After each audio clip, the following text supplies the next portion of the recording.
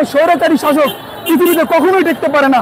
জনগণের উপর নির্যাতন স্টিম রোলার চালিয়ে যেভাবে আমাদের ছাত্র ভাই জনতা, আমাদের বোন, আমাদের ভাইকে মেরেছে, তারা রক্তের লীলা খেলা খেলিয়েছে, এ থেকে আমাদের শিক্ষা নেওয়া উচিত। ভবিষ্যৎ যারা দেশ চালাবেন এবং ভবিষ্যতে যারা আমাদের নেতৃত্ব দেবেন তাদেরকে শিক্ষা নেওয়া উচিত যে এভাবে আপনারা আর কখনো কোনো স্বৈরাচারী করবেন না।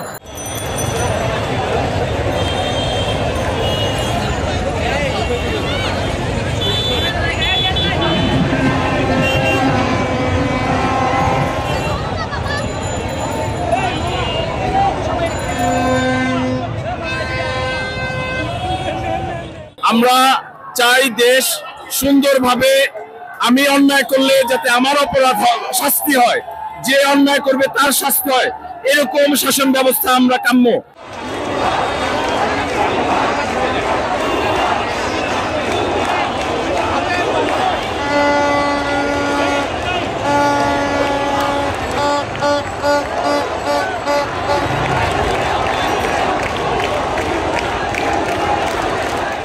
আমি চাই বাংলাদেশ যেমন আমাদের ছেলেরা বুকে তাদের রক্ত ঢেলে দিয়ে স্বাধীন করেছে, কোন স্বৈরাচার সরকার এই স্বাধীন বাংলাদেশে যেন কোনো সময় স্বৈরাচারী না করতে পারে। ভালো লাগতেছে, স্বৈরাচারী সরকারের পতন হয়েছে।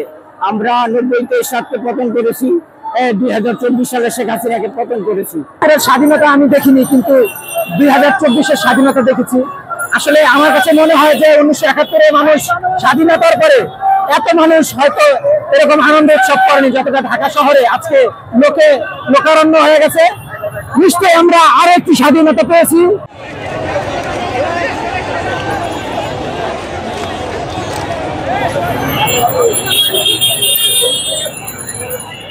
অনেক ভালো লাগতেছে সবার অংশগ্রহণের মাধ্যমে আমরা যে আজকে সরকার পতনের মাধ্যমে আমরা যে আজকে স্বাধীন হয়েছি, এটা সত্যি অনেক ভালো। আজকে আমরা আমাদের বিজয় পেয়ে খুবই আনন্দিত, যে কারণে আমরা সবাই বের হয়ে গিয়েছি উল্লাস করতে। এতদিন ছিলাম আমরা স্বৈরাচারের শাসনে, যে শাসনে কোনো আইন ছিল না, সব আইন উনি বানাতো, উনি দেশকে চালাতো নিজের মতো করে, জনগণের কোনো মতবাদ নিত না। এই স্বৈরাচার সরকার পতনের জন্য সবাইকে দেশবাসীর পক্ষ থেকে ধন্যবাদ জানাচ্ছি। আমরা স্বাধীন, আমরা 1971 সাল দেখি নেই, 52 সাল দেখি নেই, 69 গণ আন্দোলন অভ্যুত্থান দেখি নেই, কিন্তু এই ছাত্র জনতার এই স্বৈরাচার সরকারের ফ্যাসিবাদী সরকারের এক দফা আন্দোলন আমরা সরাসরি, আমি গৃহিণী, আমি আমার ছেলেকে আগেই রাজপথে পাঠাই দিছি, আমাদের ঘরে সব সন্তানদের ঘর থেকে পাঠাই দিছি।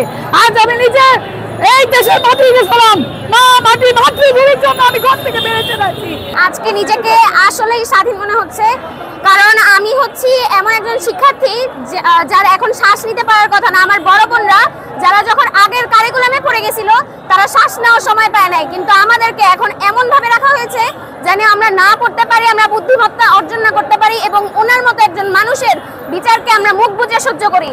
যখন ফ্যাসাদি সরকার বারবার নোটিশ দিচ্ছে যে দেশের জন্য কিছু করা যাবে না, ফ্যাসাদি সরকার হয়ে কাজ করা লাগবে, সেইখানে আমি যখন আভাস পেলাম, আমি চাকরির নিজে রিজেন দিয়ে আমার ছাত্র ভাইদের পাশে দাঁড়ালাম।